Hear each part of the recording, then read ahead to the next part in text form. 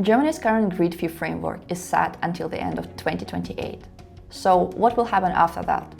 And what will happen to large-scale battery storage projects that are currently exempt from grid fees under paragraph 118(6) of Energy Industry Act? In this video, we will unpack what might be changing in Germany's grid fee structure and how you can model these new tariffs in Gridcog. This is exactly what the new regulatory framework AgNes aims to address.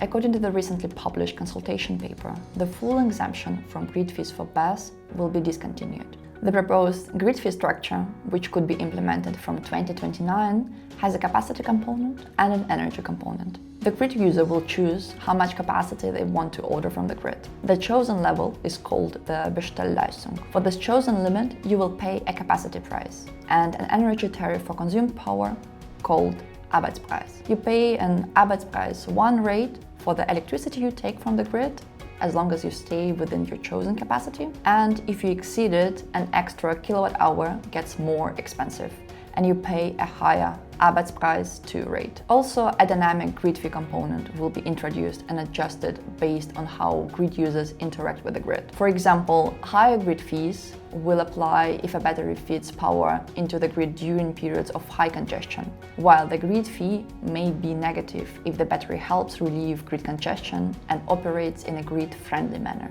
For co-located BESS, the proposal is to apply grid fees from the connection point to avoid complex allocation challenges. Even though the exact design and price levels of dynamic grid fees are not yet fully defined, with Gridcog it is possible to run scenarios and assess their potential economic impact on the project. Let's consider a co-located solar and battery project in Germany. We can evaluate the impact of different grid fee components on project revenues and battery behavior by adding them step by step in different scenarios. But let's take a closer look at how grid fee tariff is set up. First, there is a capacity component, Bestellleistung, which is chosen by grid user, and the price for this capacity component, Kapazitätspreis. Second, there is an energy component. Here you can specify the Arbeitspreis, and I modeled it as a flat energy import tariff. I also defined a threshold for the Arbeitspreis based on the maximum pre-order capacity, Bestellleistung, and assigned the corresponding prices, AP1 and AP2,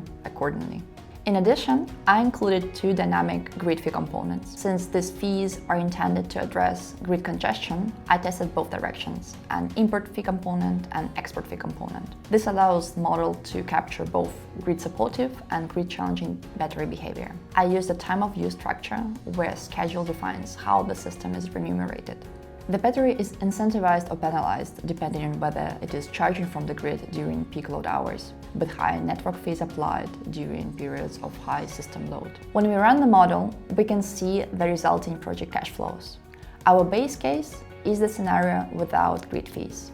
In the second scenario, the fixed grid fee is added to the cash flow. In scenario 3, the total grid fee increases because the energy charge is introduced. This corresponds to an Arbeitspreis of 25 euros per megawatt hour. In a more pessimistic case, with an Arbeitspreis of 100 euros per megawatt hour, project revenues decrease even further. In our final scenario with dynamic grid fee component, we see the total grid fee component is significantly lower than in the case without dynamization, because the asset was able to benefit from the negative grid fees. If you would like to find out more about how we can model these new grid fee structures and other co-location project scenarios, then reach out to the Gridcog team. Thanks for watching.